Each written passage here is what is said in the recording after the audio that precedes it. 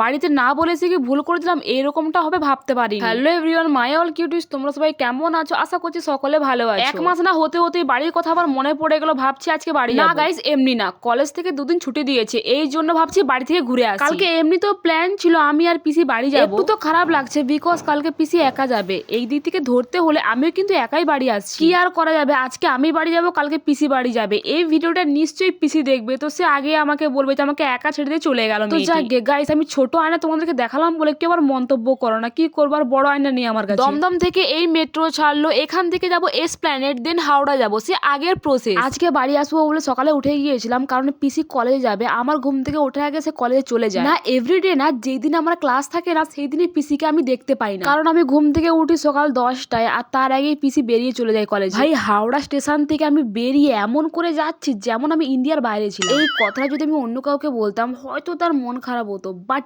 নিজে নিজেকে রোস্ট করার মজাটাই আলাদা। হেভি লাগে কিন্তু, আমার মতো কে আয়নার সামনে দাঁড়িয়ে নিজেকে দেখে রোস্ট করে বলো? ওকে, তোমাদেরকে একটা কথা বলি, আজকে আমার 300 সাবস্ক্রাইব কমপ্লিট হয়ে গিয়েছে। Thank you so much. তোমরা পাশে ছিলে বলে আমার 300 সাবস্ক্রাইব কমপ্লিট হয়ে গিয়েছে। এইভাবেই পাশে থেকো এবং আমাকে সাপোর্ট করো। আমি চেষ্টা করবো ভালো ভালো ভিডিও দেওয়ার এবং ডেইলি ব্লগ দেওয়ার। কলেজ থাকে, সকালে উঠে কলেজ যেতে হয়, রুমে আসতে 12টা বেজে যায়, দেন খাওয়া দাওয়া করে একটু রেস্ট নিয়ে সন্ধ্যেবেলা আবার পড়তে বসতে হয়, ওই জন্য ভিডিও এডিট করার সময় পাই না, বাট আমি ভিডিও দেওয়ার চেষ্টা করবো। শুধু তোমরা আমার পাশে থেকো গাইস, আজকে 300 হয়েছে, কালকে 3000 হবে, শুধুমাত্র তোমাদের ভালোবাসায়। যাক গে, আমি তোমার সঙ্গে কথা বলতে বলতে আমার বাড়ি চলে এসেছি, আর আমাদের গ্রামের রাস্তা দেখো, ব্যাগটা শুধু আটকে যাচ্ছেই না। বাড়ি যাওয়ার সময় ফার্স্টে আমার দাদুনকে আমি দেখতে পেয়ে গিয়েছি, তো আমি তার সঙ্গে কথা বললাম, এন্ড আমাকে ভালো লাগলো, কারণ তাকে আমি ফার্স্টে দেখলাম। তোমরা ভিডিওটা ভালো করে দেখলে বুঝতে পারবে আমার আগে ঠাম্মা দাঁড়িয়ে আছে, তাকে আমি এরকম ভাবে হয়তো বলতাম, স্বাগত নেই কারোগে হামারা।